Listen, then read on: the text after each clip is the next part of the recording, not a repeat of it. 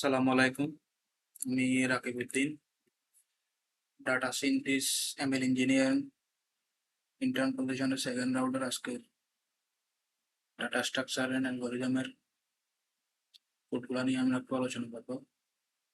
আমরা প্রথমে যেটা আলোচনা করবো সেটা হচ্ছে এবিএল ট্রি। এবিএল ট্রি আমরা জানি হচ্ছে একটি self balancing binary search tree. এর মধ্যে প্রতিটি নোডের লেফট এবং রাইট সাব ট্রি এর উচ্চতার পার্থক্য সর্বোচ্চ এক হতে পারে এবং অন্যথায় এটি পুনরায় আনব্যালেন্স হয়ে যাবে এবং পুনরায় এটা আমার ব্যালেন্স করতে হবে। তো এটা আমরা যদি দেখি প্রথমে বাইনারি ট্রি যদি দেখি, আমাদের প্রথম যেটা আছে সেটা হচ্ছে 1 2 3। আমরা যদি একটার পর একটা ইনসার্ট করি তাহলে প্রথমে আমার নোড আসবে 1, তারও 2 যেহেতু 1-এর চেয়ে বড়, তারও তারও 2 1-এর ডানে যাবে, 3 যেহেতু 1-এর চেয়ে বড় তারও 3 ডানে যাবে। এটা একবার একটা সিরিয়াল একটা লাইন হয়ে যাচ্ছে আমাদের বাইনারি ট্রিতে, কোনো ব্যালেন্স নাই।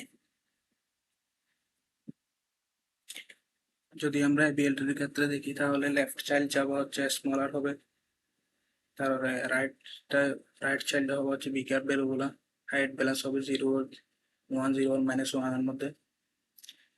হলো sub tree follow same rule, সব সাব ট্রি গুলো যেমন আমরা যদি শুরুতে 34 ইনসার্ট করি তাহলে এটা নোট থাকবে। এরপর 51 যাবে হচ্ছে 34 এর, যেহেতু সে যেহেতু বড় তাহলে 34 এর ডানে যাবে।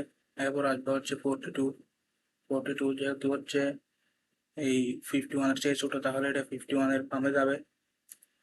এখন আমরা যদি একটু লেফট রোটেশন করি তাহলে এটা হয়ে যাচ্ছে 34 42 এবং 51 হয়ে যায়। তার 42-কে যদি আমরা ব্যালেন্স করে বলি তার এক পাশে 34 চলে আসে আর এক পাশে 51 চলে আসে।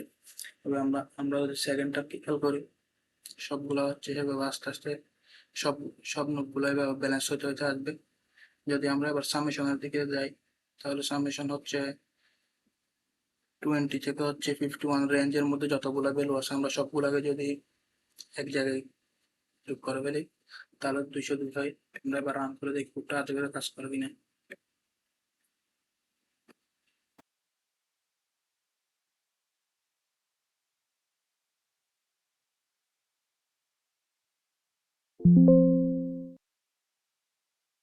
যদি আমরা কোডে ফিরে যাই দেখি তাহলে আমাদের এর নোটগুলো হচ্ছে ডিক্লেয়ার করা থাকবে। আগে একটা হচ্ছে কনস্ট্রাক্টর মেথডের মধ্যে ডিক্লেয়ার করা থাকবে হাইট এবং গেট ব্যালেন্স আপডেট, সবগুলো নোট আমরা ডিক্লেয়ার করে রাখছি। একেবারে শেষে আমরা যদি ভ্যালুগুলো ইনসার্ট করি রুট থেকে তাহলে ভ্যালু ইনসার্টার পর থেকে এল থেকে আর আমাদের এই হ্যান্ড রাইটিংয়ে যেটা আছে সেটা হচ্ছে 202 20 থেকে 51 পর্যন্ত রেঞ্জ যদি বের করি তাহলে আমরা যদি এটা রান করে দেখি তাহলে এখন কত আছে দেখি।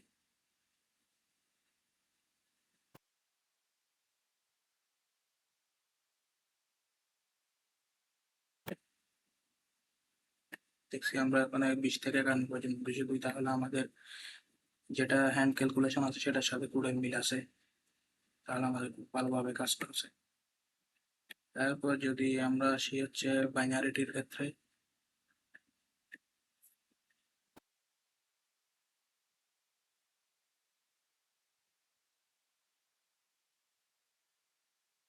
বাইনারিটিতে দেখা যাচ্ছে হচ্ছে আমরা 6টা ভ্যালু নিচ্ছি। একবার হচ্ছে পাঁচটা পাঁচটা করে যদি আমরা 5 10 20 এরকম নিয়ে নিই তাহলে 5-এর পর 10 10-এর পর 20 তিনটা ভ্যালু প্রথম ইনসার্ট হয়েছে। তারপর যদি আবার আমরা আমরা যদি এবার এই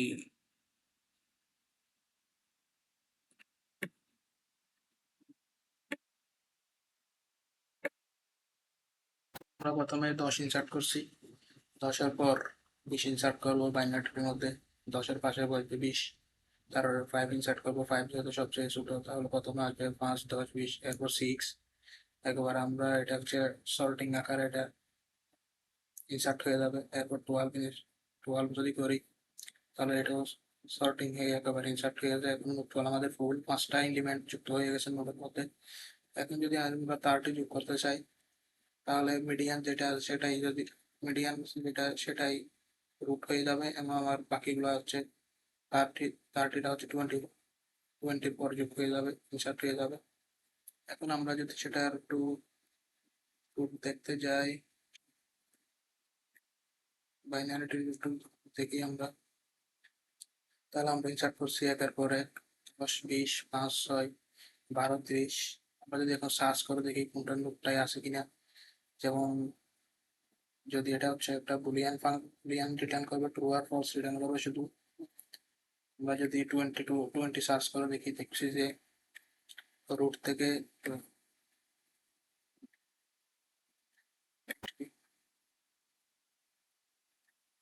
20 সার্চ করে যদি দেখি, তাহলে রুট থেকে নামার সাথে সাথে আমরা 12 এর পাশে 20 আসে, তাহলে সেটা আমাদের ট্রু আসবে। আর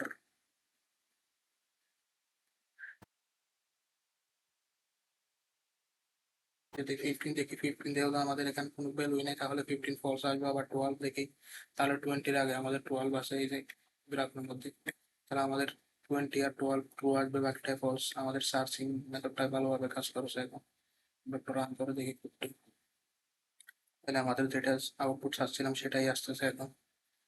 আমরা এটা হচ্ছে এমএলএ, তাই আমরা এই বাইনারিটি হচ্ছে দ্রুত সার্চ, ইনসার্ট এবং ডিলিট করতে পারার কারণে লিফ নোডগুলি হচ্ছে সবসময় একই স্তরে থাকে, এবং এটি ডাটাবেসে দ্রুত তথ্য অ্যাক্সেসে সহায়তা করে। আমাদের এমএল মডেলের ক্ষেত্রে, বড় বড় ডাটা সেটের ক্ষেত্রে সহজে ডাটা ইনসার্ট করা এবং ডিলিট করা, ডাটা খুঁজে বের করার জন্য সবচেয়ে ইজি কাজ হবে এটা।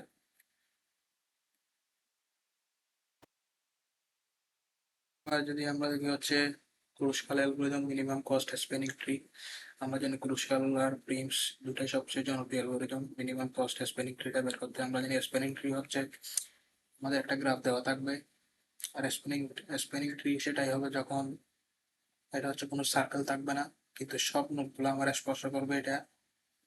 আর আমার নোডের এডজ সংখ্যা কত হবে সেটা নির্ভর করতেছে নোডের উপর। নোড -1 সব সময়, যদি নোড থাকে 4টা তাহলে 1 কমে যাবে আমাদের পুরস্কারের ক্ষেত্রে। তারপর ভার্টেক্স থাকবে হচ্ছে তাহলে 3টা। আমরা সেরকম হয় কিনা দেখি এখানে। আমরা যেমন একটা গ্রাফ নিছি, গ্রাফগুলো আমরা সবচেয়ে কম ওয়েটেড যেগুলো আছে সেগুলো সর্ট করে ফেলবো অ্যাসেন্ডিং অর্ডারে। অ্যাসেন্ডিং অর্ডার সর্ট করার পর আমরা এবার একটা একটা কানেক্ট করবো একেবারে, যেহেতু প্রথম গ্রাফের একেবারে শুরু হচ্ছে 2 আর 3। 2 আর 3 এগুলো হচ্ছে সবচেয়ে কম, আমরা সেটা কানেক্ট করছি। 2 আর 3 এর মধ্যে 4 কানেক্ট করছি। তারপর হচ্ছে 0 আর 0 থেকে হচ্ছে 3, এটা 5, এটাও কানেক্ট করছি। তারপর 0 থেকে 2, 0 থেকে 2 যদি কানেক্ট করতে হয় তাহলে এটা আমাদের একটা সার্কেল হয়ে যাবে। সার্কেল হয়ে গেলে আমাদের এটা মিনিমাম স্প্যানিং ট্রির কন্ডিশন স্যাটিসফাই করতে না, তাহলে আমাদের সার্কেল এটা ইউজ করা যাবে না। আবার যার 6 কম থাকার পর আমরা কানেক্ট করতে পারছি না, কম কষ্ট হওয়ার পরও। আবার 0 থেকে 1, এটা এখন 10 আছে, 0 থেকে 1 কানেক্ট করছি, তাহলে এখন সার্কেল হচ্ছে না, এটা কানেক্ট করা যাবে।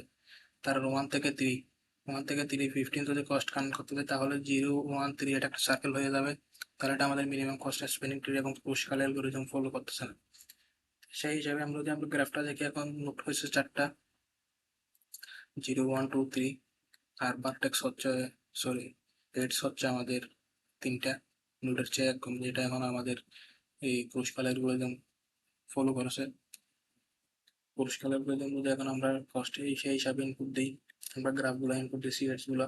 প্রথমটা হচ্ছে স্টার্টিং নোট, তারপর হচ্ছে এন্ডিং নোট বিইউ, তারপর হচ্ছে ওয়েটটা দিয়েছি। আমরা সবগুলো নোট যেগুলো খাতায় লেখা আছে সবগুলো কানেক্ট একটার পর একটা ইনসার্ট করছি। আমরা যদি এবার দেখি মিনিমাম কস্ট স্প্যানিং ট্রির মধ্যে এটা এবার কোনটা কোনটা আমাদের আনসার কোনটা কোনটা দেয়।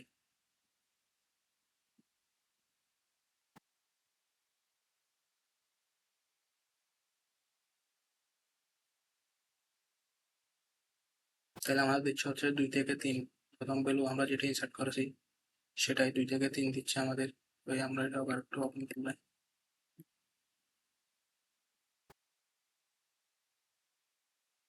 প্রথমে আমরা 2 থেকে 3 কানেক্ট করেছি, সেটা হচ্ছে আমার 2 থেকে 3 প্রথম আউটপুট আসছে, ওয়েট হচ্ছে 4। আবার 0 থেকে 3 কানেক্ট করেছি 5, তার 0 থেকে 1 কানেক্ট করেছি 10, তাহলে আমরা টোটাল মিনিমাম স্প্যানিং ট্রির বের হচ্ছে এখানে 15। এটাই আমাদের এই গ্রাফের জন্য মিনিমাম কস্ট স্প্যানিং ট্রি পুরস্কার অ্যালগরিদম ইউজ করে। আমরা এটা হচ্ছে ডিস্ট্রিবিউটেড সিস্টেম অ্যালগরিদম। আমরা ডিস্ট্রিবিউটেড সিস্টেম বা আইওটি ডিভাইস ক্ষেত্রে ডিভাইসগুলোর মধ্যে কম পাওয়ার এবং কম ব্যান্ডউইথ ব্যবহার করে সর্বনিম্ন সংযোগ তৈরি করা যায়, এবং উদাহরণস্বরূপ ওয়্যারলেস সেন্সর নেটওয়ার্কে আমরা এই কাজটা করতে পারি। তো এখন আমরা দেখবো হচ্ছে সাব অ্যালোকেটর কাজের। সাব অ্যালোকেটর আমরা রান করবো হচ্ছে কোড ব্লকসে রান করি আমাদের সি প্লাস প্লাস ফাইল, যেহেতু মেমোরি লোকেশনের কাজ সি এবং সি প্লাস প্লাসে সবচেয়ে সুন্দর বোঝা যায়, সেজন্য আমরা মেমোরি সি প্লাস প্লাসেই নিয়ে আসছি, এটা ব্লকসে কাজ করবে। সাব অ্যালোকেটরের কাজ হচ্ছে মূলত একটি মেমোরি ম্যানেজমেন্ট স্কিম, যা ফিক্স সাইজ মেমোরি ব্লক দিয়ে কাজ করে। এটি সাধারণত কার্নেল লেভেল মেমোরি লোকেশন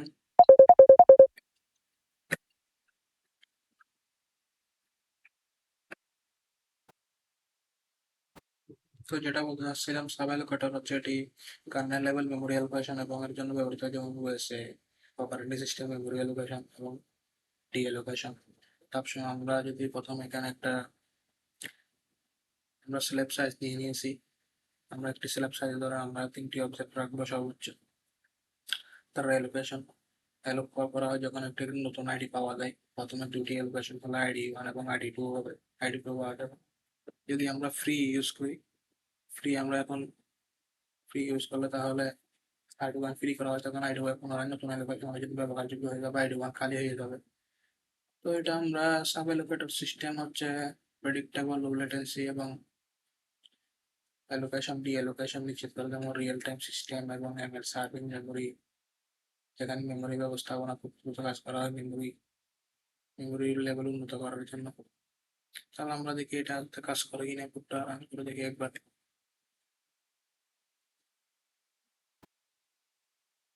এই যে আমরা প্রথম অ্যালোকেট করছি, অ্যালোকেট প্রথম আইডি দুইটা আমাদের, প্রথমটা হচ্ছে 1 সেট করার এরপর আইডি 2, আইডি 1 2, তারপর আমরা 2 কে ফ্রি করে দিচ্ছি, 2 কে ফ্রি করার পর আমরা আবার 2 জায়গায় আমরা 3 রাখতেছি। তাহলে এটা হচ্ছে আমাদের সাব অ্যালোকেটরের কাজ। আমাদের আজকে লেকচারে এতটুকুই।